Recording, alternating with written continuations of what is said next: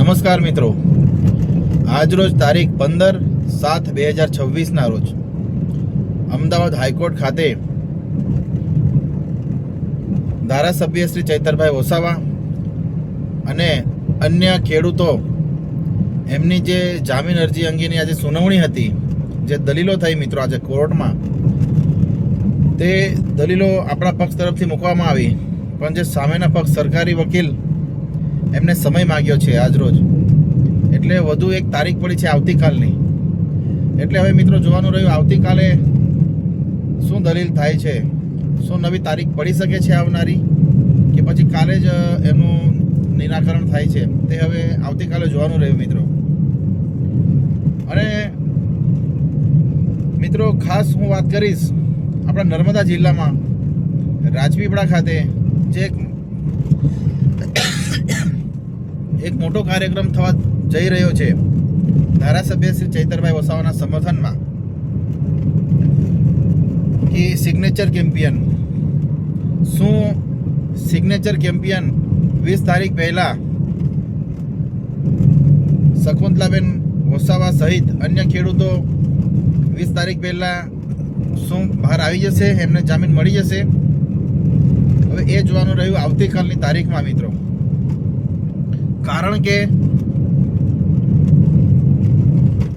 કે હવે જે દલીલો થઈ તો સરકારી વકીલે સમય માંગ્યો છે, એટલે અત્યાર સુધીની કમસે કમ 4 તારીખ પડી ગઈ છે.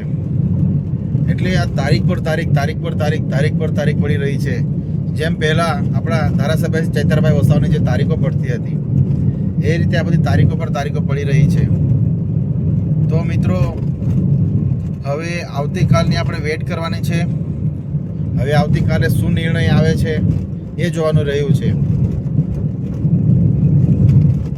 હવે જે ઘણી બધી દલીલો થઈ અહીંયા કોર્ટમાં, આપણા પક્ષ તરફથી સારી એવી દલીલો કરવામાં આવી, પણ સામેના જે સરકારી જે વકીલ છે એમના તરફથી કંઈક ના કંઈક સમય માગવામાં આવ્યો.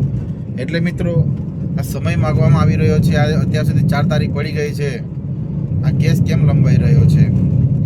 બસ મને ખાલી લાગણી ને માગણી કોર્ટથી એટલી છે કે વહેલી તકે તમામ લોકોને, ચૈતરભાઈ વસાવા સહિત અન્ય તમામ ખેડૂતોને, શકુંતલાબેન વસાવા બધાને જ જેલ મુક્ત કરે અને વહેલી તકે જામીન મળે અને પ્રજા વચ્ચે વહેલા આવે, એવી અમારી લાગણી ને માગણી છે.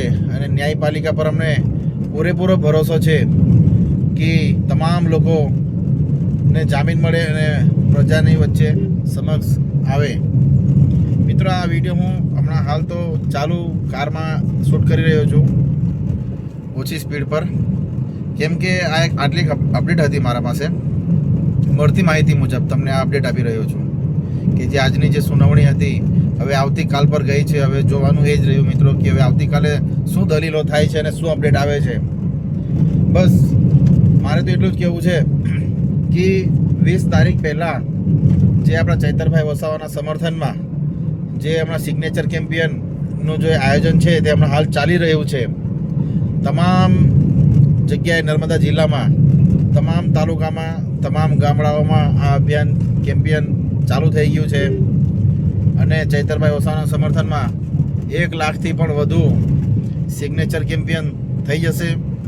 અને કલેક્ટરશ્રીને પણ આપવામાં આવશે પદયાત્રા કરીને રાજપીપળાથી 20 તારીખે નંદભીલની જે પ્રતિમા છે રાજપીપળા, 20 તારીખે નંદભીલ રાજાની જે પ્રતિમા છે ત્યાંથી આપણે કલેક્ટર કચેરીએ પદયાત્રા કરીને આપણે ત્યાં જવાનું છે. તમામ બધાએ આજે સિગ્નેચર કેમ્પિયન છે એકત્રિત કરીને તમામ આગેવાનો અને પ્રદેશનું નેતૃત્વ પણ ત્યાં હાજર રહેશે, જેમ કે ઈસુદાનભાઈ ગઢવી, ગોપાલ ઇટાલિયાજી, એવા પ્રદેશના નેતૃત્વ અને આજુબાજુના તમામ આમ આદમી પાર્ટીના કાર્યકર્તાઓ, હોદ્દેદારો અને ચૈતર વસાવાના સમર્થકો તમામ લોકો રાજપીપળા ખાતે ઉપસ્થિત રહેશે. એટલે મિત્રો એ જ છે કે આવતીકાલનું હવે આપણે જોવાનું છે અપડેટ. યુટ્યુબમાં લાઈવ બતાવે છે કોર્ટનું, એટલે આવતીકાલને શું નિર્ણય આવે છે, શું અપડેટ આવે છે, હવે જોવાનું રહ્યું. બસ મારે તો એટલું જ કહેવું કે આગળ વહેલી તકે બહાર આવે, બસ એટલું જ કહેવું છે મારે, વધુ નથી કહેવું.